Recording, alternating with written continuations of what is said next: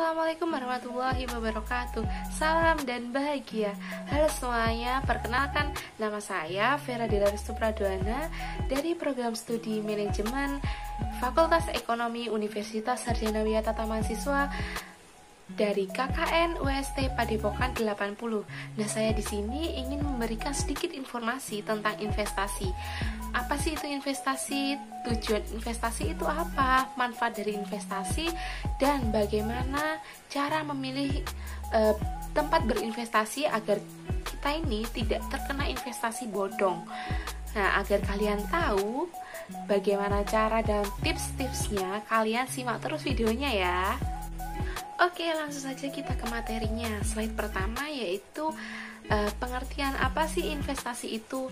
Nah, investasi itu merupakan aktivitas menempatkan modal baik berupa uang atau aset berharga lainnya ke dalam suatu benda, lembaga, atau suatu pihak dengan harapan pemodal atau investor kelak akan mendapatkan keuntungan setelah kurun waktu tertentu.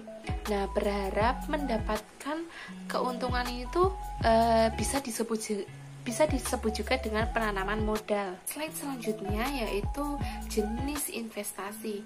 Nah, investasi secara umum itu dibagi menjadi dua jenis, yakni investasi jangka pendek dan investasi jangka panjang. Investasi jangka pendek itu investasi yang dilakukan dalam waktu singkat, sedangkan investasi jangka panjang yaitu investasi yang ditunjukkan untuk masa depan atau di hari tua mendatang gitu loh. Jadi investor membutuhkan waktu yang cukup lama untuk menikmati hasilnya. Nah, berikut ini saya paparkan perbedaannya antara dua jenis investasi tersebut. Yang pertama itu yaitu perbedaan dari segi modal. Kalau investasi jangka pendek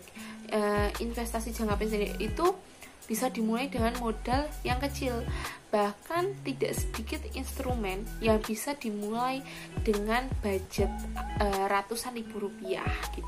Kalau investasi jangka panjang itu tuh bisa dibilang modalnya cukup besar karena keuntungannya itu kan untuk berjangka masa depan seperti itu. Kalau resiko di jangka pendek ini pergerakan investasinya itu cukup cepat, jadi resikonya yang ditawarkan itu juga bisa cukup besar. Nah, hal tersebut itu dipengaruhi oleh berbagai macam faktor. Salah satunya itu pergerakan harga pasar yang tidak stabil. Lalu investasi jangka panjang itu lebih minim resikonya karena pergerakan uang itu tidak cepat seperti itu. Nah, yang selanjutnya yaitu perbedaan dari segi tujuan. Tujuannya kalau jangka pendek itu untuk memenuhi kebutuhan dalam waktu dekat. Kalau investasi jangka panjang untuk masa depan, cocok untuk mempersiapkan dana pensiun. Lalu investasi jangka pendek itu waktunya itu minimal 1 tahun. Kalau yang jangka panjang minimal itu 5 tahun. Baik, yang selanjutnya yaitu jenis instrumen investasi. Yang pertama ada kepercayaan investasi. Berdasarkan Undang-Undang Pasar Modal Nomor 8 Tahun 1995, perwalian investasi adalah forum yang digunakan oleh manajer investasi untuk menghimpun dana dari masyarakat umum dengan modal mereka yang mereka investasikan dalam portofolio bursa efek mereka. Nah, jadi seseorang itu hanya perlu menyiapkan modal untuk diinvestasikan di portofolio. Nah, portofolio surat berharga itu terdiri dari pasar uang, obligasi, dan saham. Yang kedua yaitu saham. Nah, saham itu tuh alat investasi yang paling dikenal di masyarakat Indonesia. Nah, mungkin seseorang itu tuh memilih saham sebagai sarana investasi. Nah, jadi seseorang itu membeli saham di perusahaan yang terdaftar. Seseorang itu menjadi pemegang saham perusahaan itu dan berhak atas dividen yang sama dengan persentase saham yang seseorang miliki di perusahaan itu. Nah, yang ketiga yaitu emas dan logam mulia. Selain saham, emas dan logam mulia itu tuh merupakan salah satu alat investasi yang dikenal juga nih di masyarakat Indonesia dari dulu hingga sekarang. Investasi ini tuh juga cocok bagi seseorang yang menginginkan investasi jangka panjang dan cenderung aman seiring dengan kenaikan harga emas dan logam mulia. Nah, untungnya peningkatan ini tuh disebabkan oleh respon terhadap situasi tertentu yang mengarah pada nilai investasi di pasaran. Yang keempat yaitu obligasi. Obligasi itu merupakan sertifikat utang jangka menengah hingga jangka panjang yang dapat dialihkan. Nah, obligasi itu merupakan mencakup komitmen bahwa penerbit membayar bunga dalam bentuk bunga selama jangka waktu tertentu, dan pada waktu tertentu juga membayar pokok utang kepada pemegang obligasi. Pendapatan bunga pemegang obligasi ini bisa disebut kupon. Nah, yang selanjutnya itu yang kelima yaitu deposito tetap. Nah, metode investasi lainnya itu deposito berjangka yang dapat dilakukan di bank. Deposito berjangka ini memiliki bunga yang lebih tinggi dibandingkan dengan tabungan biasanya. Selain itu, deposito ini tuh berjangka memiliki tenggat waktu yang pasti, biasanya itu 3-12 bulan. Nah, yang keenam yaitu properti. Nah, biasanya kan orang itu sangat tertarik dengan jenis investasi salah satu ini nih.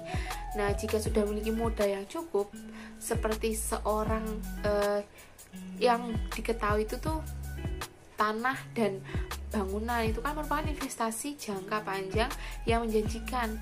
Nilai properti yang terus meningkat dari tahun ke tahun itu mencapai 5-20%. Tentu sangat menarik, apalagi jika lokasinya itu tuh strategis. Yang ketujuh yaitu asuransi. Nah, ketika seseorang mendengar asuransi jiwa berjangka, seseorang itu mungkin berpikir nih tentang perlindungan. Sebenarnya itu tidak hanya melindungi diri sendiri, namun juga bisa melindungi keluarga serta aset yang seseorang itu tuh miliki seperti rumah, kendaraan, dan lain-lain.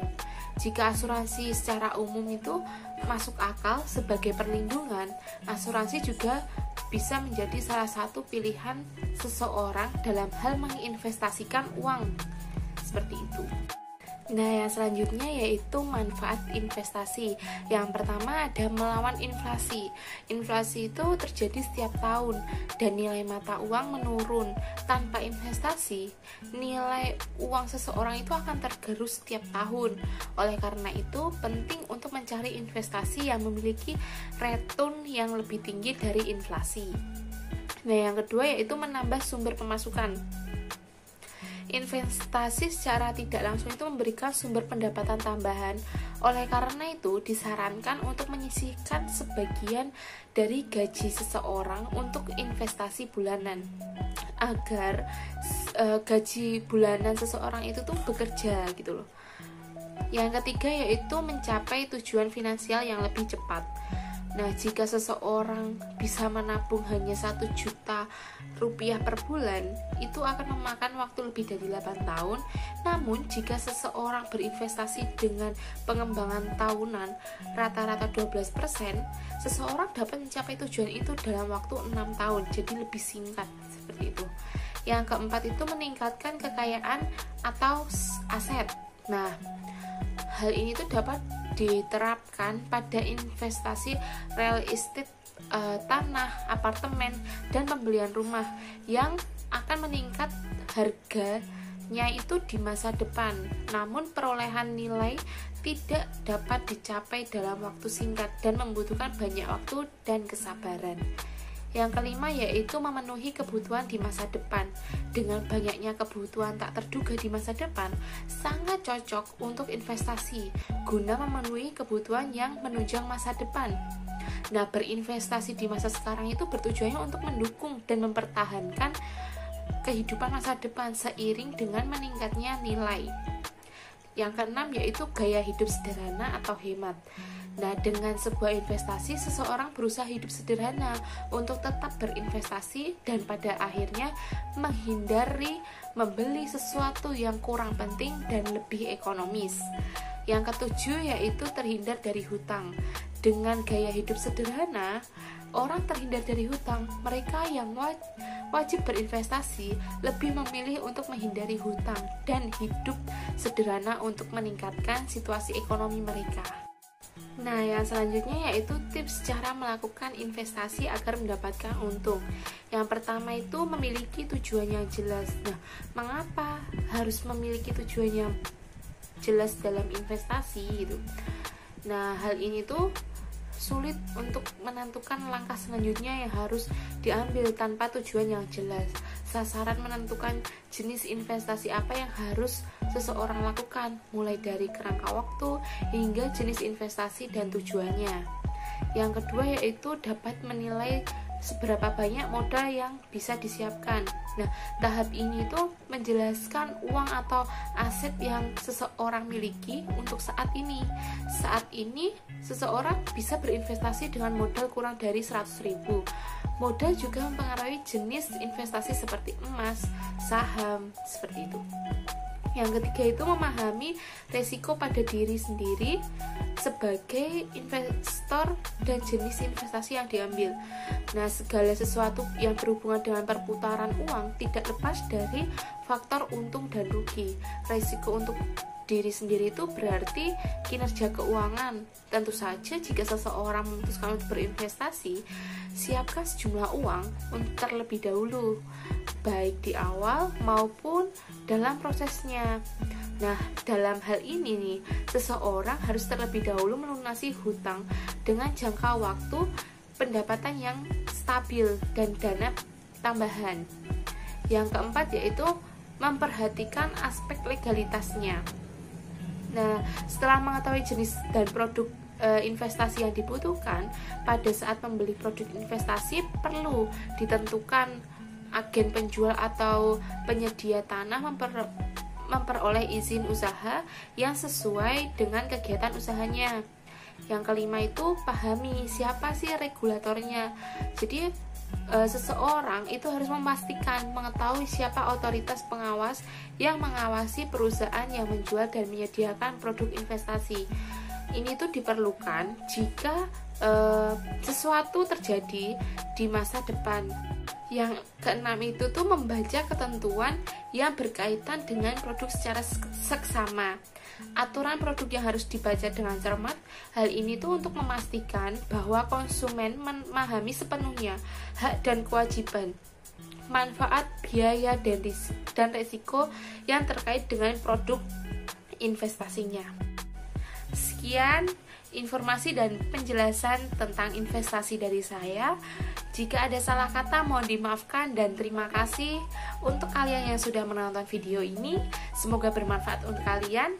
Wassalamualaikum warahmatullahi wabarakatuh. Salam.